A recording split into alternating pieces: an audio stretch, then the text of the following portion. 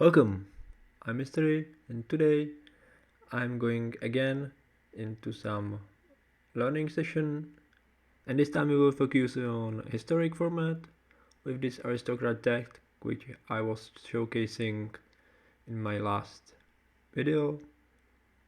So if you are not familiar with the deck list, we are running Aristocrats type of synergies, which is our creatures dying to trigger some death effects and pin our opponents for 1 life for Cruel Celebrant or Blood Artist. So we have lots of sacrifice synergies like Priest of Forgotten God, Woe Strider, and Yawgmoth. And some things to sacrifice like a Doom Traveler, which is 2 creatures for 1 mana, and Tithe Taker, which is also a way to stop our opponents from playing their things in our turn. And Thalia works with this deck as well, because we don't have lots of non-creature spells, and some other decks will hate this card much more.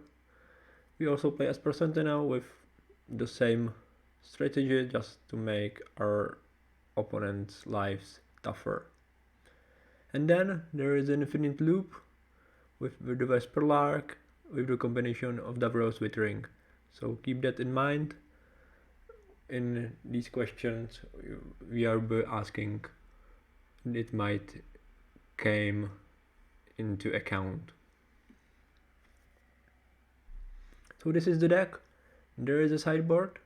We are playing best of 3, so there will be definitely task about sideboarding in the matchup. So really go through it. There will be the deck list in the description, so if you're not sure about what are the possibilities to sideboard in, then you might look at it. This time I will go strictly as the game goes, so the first question will be the first which occurs in the game, then will be the second, and so on and so on. So you will have as much information as I had in the game. And let's start with this question. As I said, I prepared some decisions for you to find the answer to, and this is from the beginning of the game. We've both played some creatures. First few turns it was quite easy, so I skipped that. But this time we have 2 creatures we can play. We have some possible attacks to consider. We have the Phyrexian Tower in our hand, which is a land which can sacrifice a creature for 2 black mana. So think about it. You might even stop the video for having some more time. There is no time pressure here, not unlikely the main TG arena, so we might really spend the time here. And if you are ready, here is my solution. In this case, I don't think we have enough sacrifice outlets here. We are playing some live game deck with cheap creatures. I think there is going to be some either creatures dying synergies or sacrifice synergies. So yeah, I think we might wait. I don't think they are playing some exile effects, so my take on this is attack with everybody.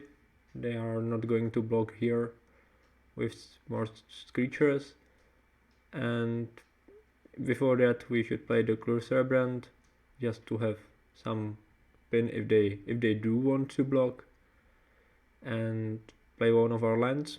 I would play the chapel here, not the tower, just to hit the fact we have it. And the next turn we might play the Blood Artist, then the tower, and if we don't have anything more to play, we might start sacrificing our creatures to pin our opponent for some life.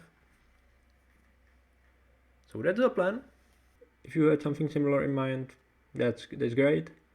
There is one possibility to consider here as well, and that's playing the Cruel Celebrant into attacking, into playing Phyrexian Tower, sacrificing one of our creatures here, and playing the Blood Artist. I don't think it's worth it here. There is nothing in a hurry to play our spells here, because we don't have what to play the next turn in that case. I think we have enough mana to save our creatures here and wait what's coming too. In our deck there are some better sacrifice synergies than gain the mana and better usage of our creatures. And with Blood Artists on the battlefield, we are going to pin them for much more life if we sacrifice our creatures. And actually that was almost the end of the game. I played my turn, then the opponent played the Godless Citadel, and yeah, things were very wrong with double collective companies on the top of their decks. You might see 4 Prosperous Innkeepers in the play, so opponent has almost infinite life as long as they are able to play their creatures. They have the Mayhem Devil, which after sacrificing some creatures pin our creatures and makes them dead. So yeah, that was it, and that's in this scenario I just skipped.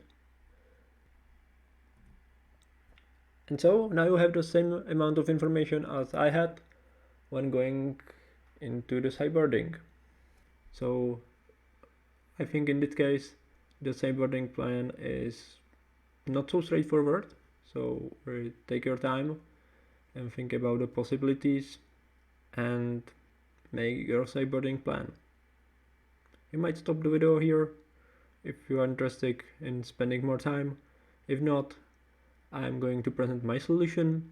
There are 2 main cards which you should definitely sideboard in, and that's the Drannith Magistrate, which shuts down the Godless Citadel. The opponents can't play the spell from the top of their library. Extremely useful and not easy for them to deal with. And then the Reidane, but not because of the Reidane side, but because of the shield side.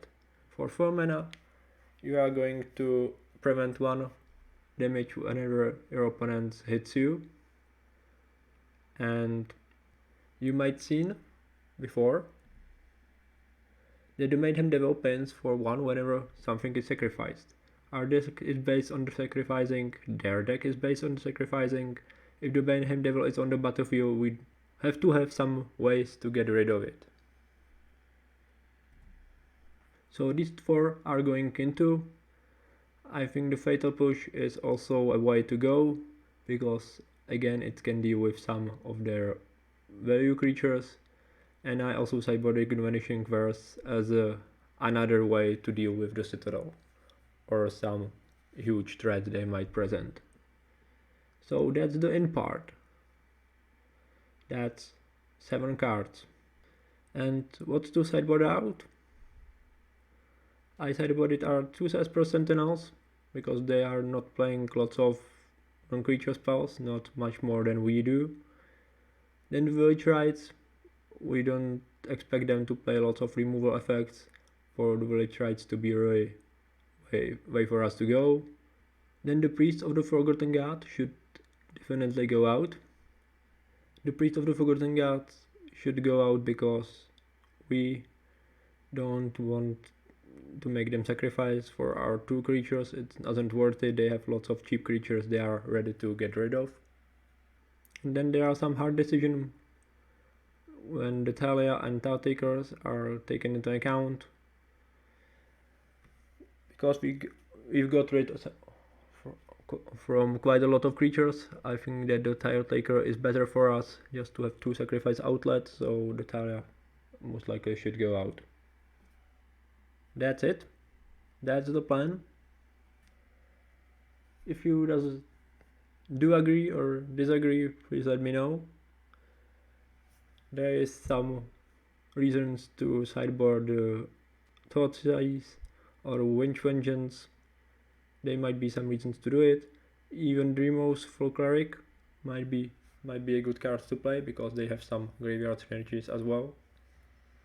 But I don't know if it's the best way to play it.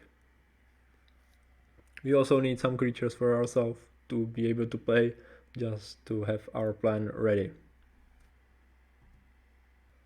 As you might see, in the game I sideboarded differently. The Priest of Forgotten God is on the battlefield, which isn't a good card to have here. And opponent has a Bastion on play, and the question is if we want to block here.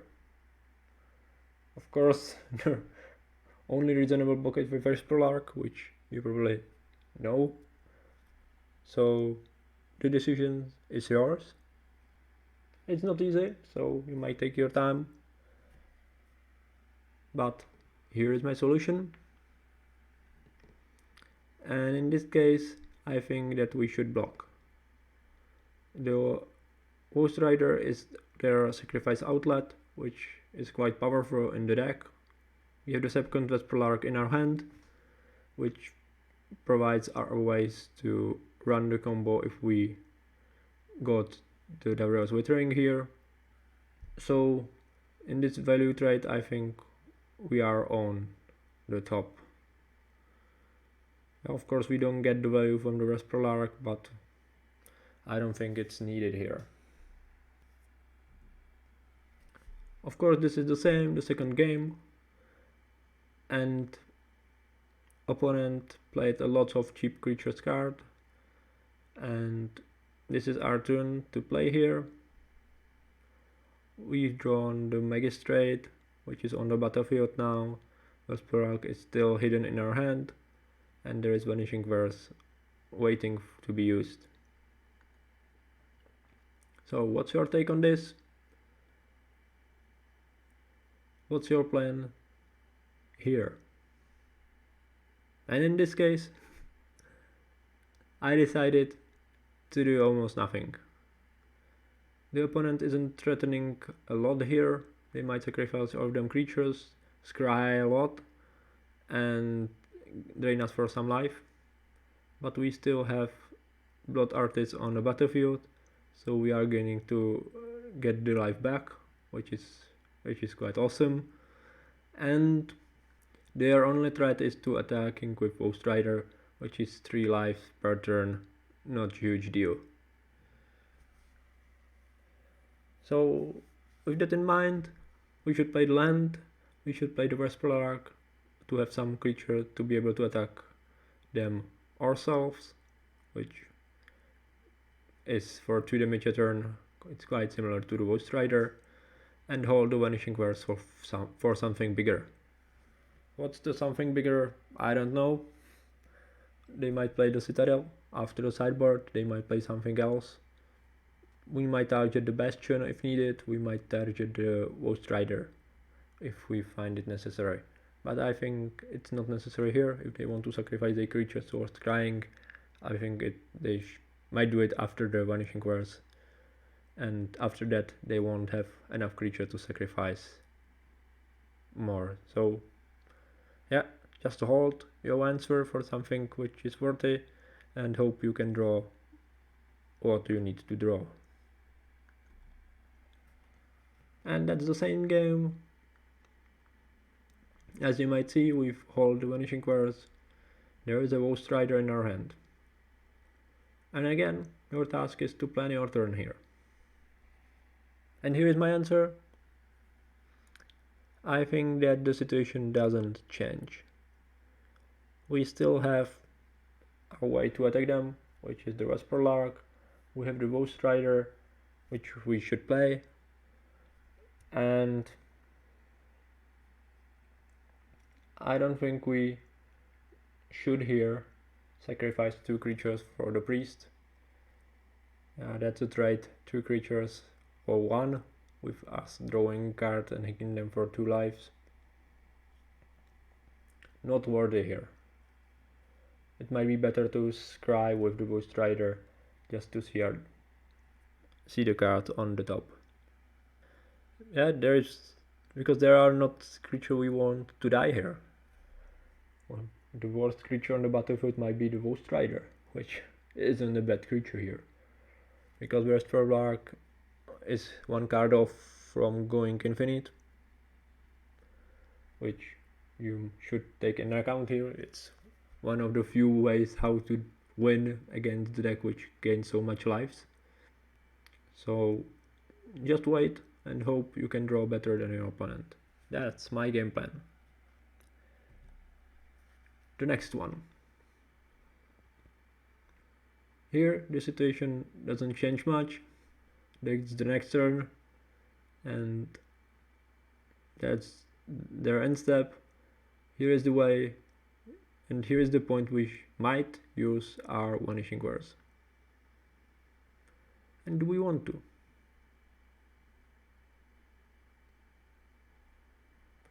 So first of all, what does change here? There is a Priest of Forgotten God. They might sacrifice 2 creatures to make us sacrifice 1. It might be the goat, so not very good trade for them. They are going to draw a card. Might the card save them here?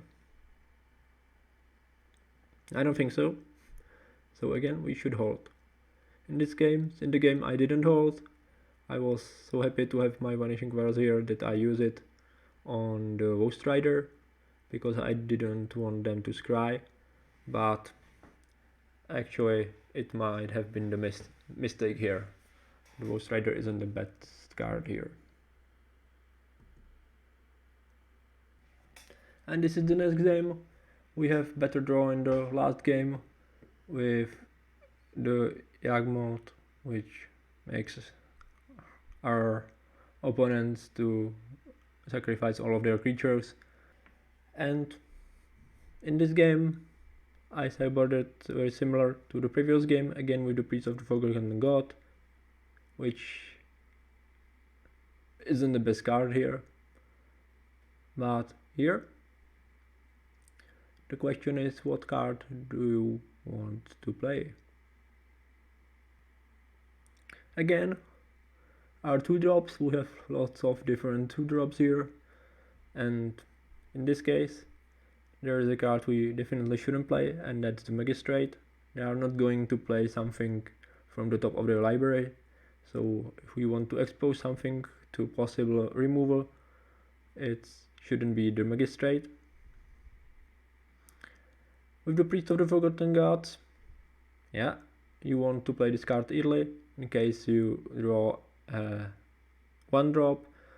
Then you might play 2 1-drops or 1 1-drop into 2-drop and use the effect to play something more. But in this case, the chance of drawing 1-drop is low, and the best outcome is forcing them to sacrifice their goose. That's not the card we wanted to sideboard in, and definitely not card we are likely to use here. So yeah, that leads us with the Tithe Taker, which is really good. If the opponent holding removal for 2 mana, it forces to pay them 1 more. So it has some value definitely now, and when dying it produces a 1/1 flyer. So next turn we even might start with the Yawgmoth and play it right away with the tower. So that's the best card to play here. Oh, I did play it in the game. I don't think it was quite hard call here. But what to play here? We have Reidane, which is a new card, and we might play any card in our hand. We might sacrifice the Tithe Taker into playing draw Yawgmoth. We might play Magistrate or Priest of Forgotten Gods. The decision is yours. And if you are ready, I think that again this matchup isn't quite fast. We are not afraid of dying here. We should count our opponent's mana here. And if we do count our opponent's mana here, then we can find 4 mana here with 1 land, it's 5. So no Citadel possible right away. So in that case, I think playing the Magistrate here isn't the right call. I think the best way how to play this one is to play the Priest into a land and just hold. We don't want to play Reidane side, but we want to play the shield in this matchup, so definitely not playing this one here. There might be some arguments into playing either a shield or just two drops here with the tower to get something faster on the battlefield. I'm not sure if it's worthy. We are lacking second black mana, so we might use the tower next turn just to have the way to play it. So if we have some creatures we want to sacrifice, it's a valuable resource here, not something we should spend easily. And here, quite a nice place to be.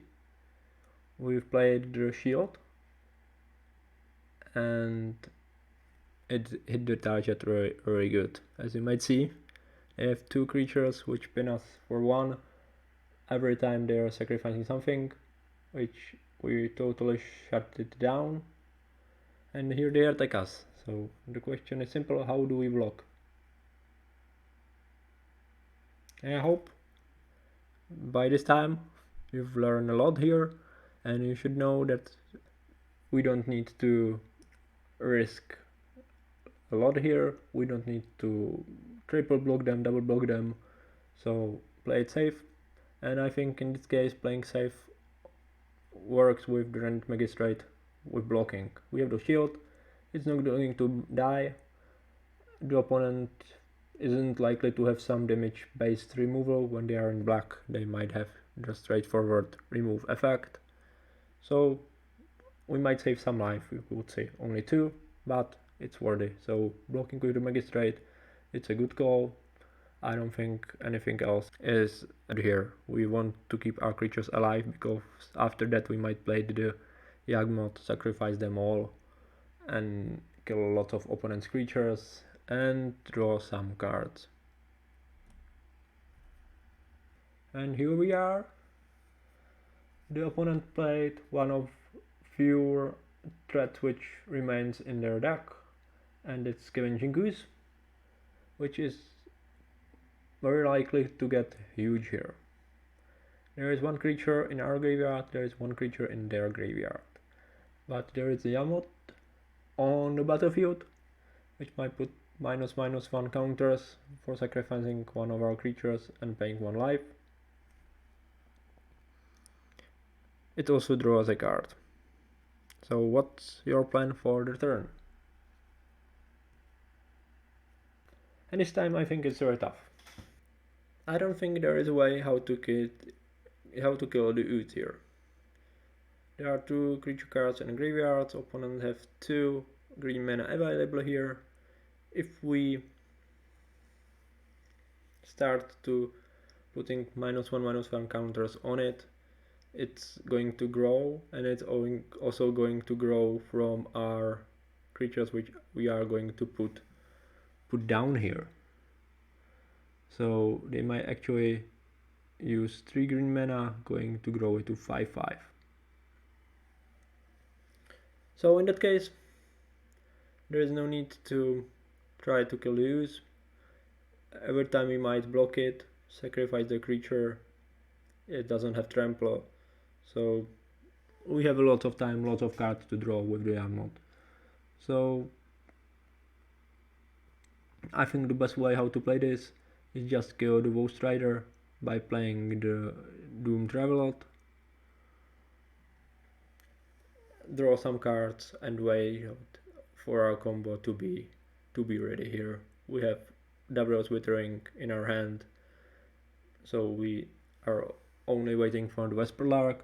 Of course the Scavenging Goose might take it out, but we also have some Cruel Celebrant synergies, some life drain to take into account. We have the removals in our deck for the Scavenging Goose, so in the time we might get rid of it, and the opponent, I think, don't have very much ways how to get bigger here. There's Drannith Magistrate on the field, there's a shield, so if we kill the Woe Strider here, it can go back and they can use their creatures to scry here to get some more value. So that was my plan. I didn't play it in the best way possible, but the opponent just left and we won the game. So that's it for today. I hope you learned something new. If not, there is one not really easy way to spot here when playing with the Yawgmoth. If you are going to target their creature with -1/-1 counter, and they might sacrifice it in response, and if they do, you don't draw a card. So be very focused on how you want to target the things. There is also a way not target anything and just draw a card. So a very nice trick to be aware of with this deck. So hopefully this one wasn't new for you. If not, then yeah, you're a very good player. But in that case, I'm very glad you still came and watched the video, and hope it worked for you. And if you think you have something for me to improve, I would really like to see it. I consider playing this deck on some competitive events, so let me know. See you next time.